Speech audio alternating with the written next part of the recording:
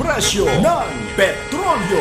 Lightmates, para po sa ating mga motorista, inaasahang muling sisipa ang presyo ng produkto ng langis ngayong linggo batay po sa 4-day trading.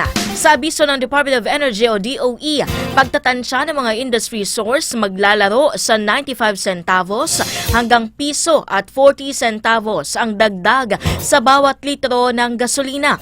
Posibleng umabot naman sa 2 pesos ang itataas sa kada litro ng diesel, habang hanggang 1 peso and 40 centavos naman ang maaaring madagdag sa kada litro ng kerosene.